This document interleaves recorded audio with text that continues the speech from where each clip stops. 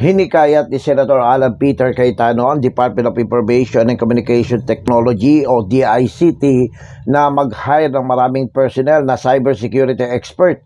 Kasunod nga ng sunod-sunod na cyber attack sa ilang data system ng ilang ahensya ng gobyerno.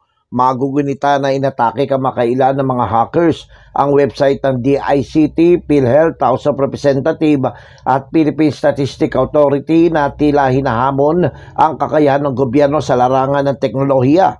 Sa isinagawang pagdinig sa cybersecurity at e-governance sa ilalim ng Senate Committee on Science and Technology na pinamumunuan ni Cayetano, sinabi nitong si Cybercrime Investigation and Coordinating Center Deputy Executive Director Mary Rose Magsaysay na sa kasalukuyan ay mayroon silang 55 eksperto sa kanilang mga tauhan.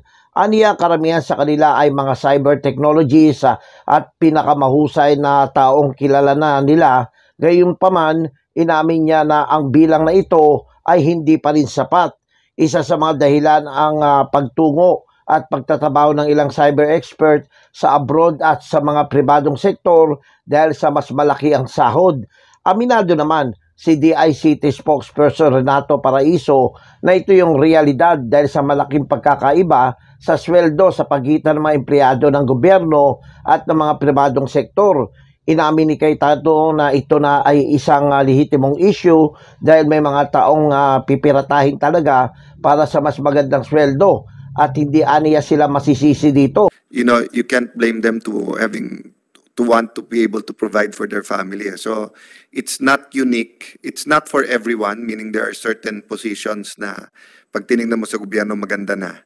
Pero there are really, how do I put it, hot career choices na kung hindi tayo makipag-agawan sa gobyerno, talagang mapupunta sa private or mapupunta sa abroad. No? Sa pagtatanong naman sa Philippine National Police tungkol sa kanilang cybersecurity personnel, natuklasan din ni Cayetano na malayo sa ideal ang kanilang budget sa programa dahil ang kanilang 2024 budget para sa Information System Strategic Plan para sa 2023-2025 ay hindi bababa sa 100,000 pesos kada rehiyon lamang. Gayunpaman, binigyan din ni Cayetano ang pangangailangan ng gobyerno na pondan ito para sa PNP at militar dahil ang magiging labanan sa gyera sa darating na panahon ay sa pamamagitan ng cyberspace. Pero kung ito po ay paghahati-hatiin natin sa 17 regions including the national headquarters, parang lumalabas 100,000 something lang.